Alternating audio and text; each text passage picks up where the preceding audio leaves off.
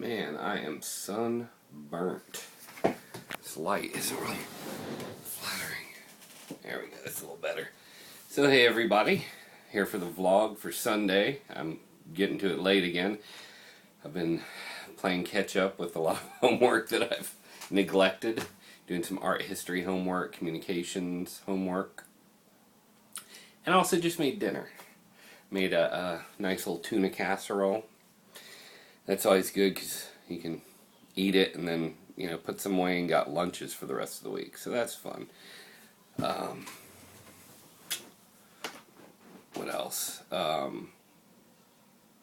want to tell you guys about S.C.A. today. I don't know if you know. Some of you totally know what it is. S.C.A. It's the Society for Creative Anachronism.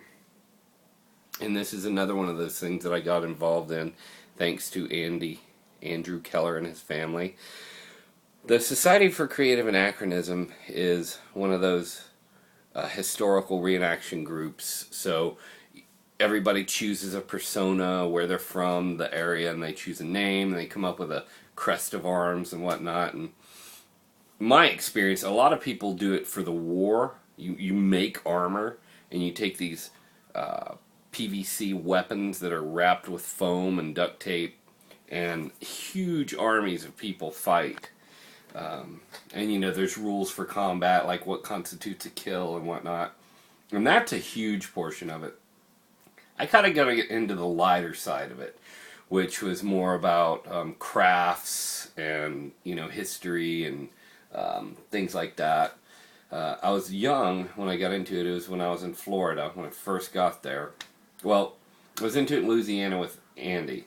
And then when I moved to Florida, I found a local S.C.A. group and became very active and went like every weekend.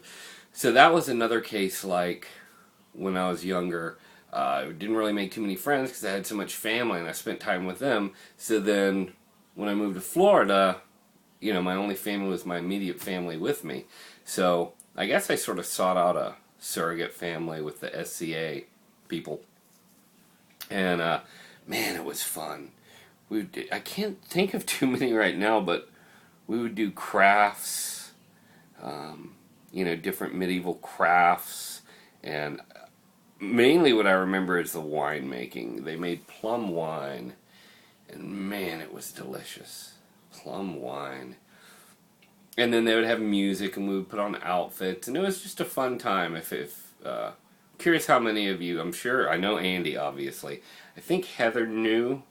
I think you're a S.C.A. or Heather Dale. I don't think you watch these, but I think you're a S.C.A.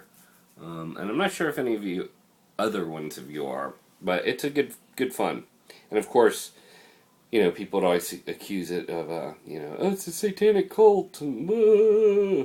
But it wasn't by any means. In fact, a lot of people involved in it were like really religious, like puritanical kind of weirdos. Not many, but a few, but none in our group.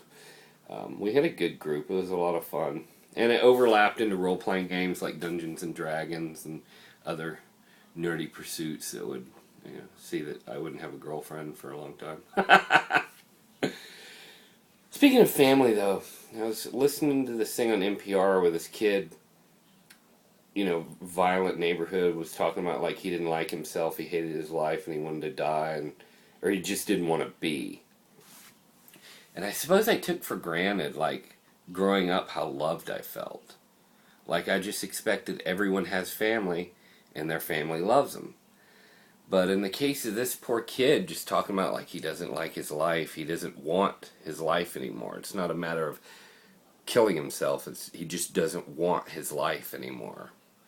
And that really struck me as odd, because I guess I've just been sort of blessed. Like, anytime I stop and think, if I think who loves me, I just, people flood to mind. And how sad that must be to not have that. Whew, that's a tough one. So not to end on a sad note, got a meeting at Sacred Heart tomorrow. About 10, just me and 2 other people. We're talking about getting the action committee, the volunteer action committee going. So I'll talk to you tomorrow. Peace.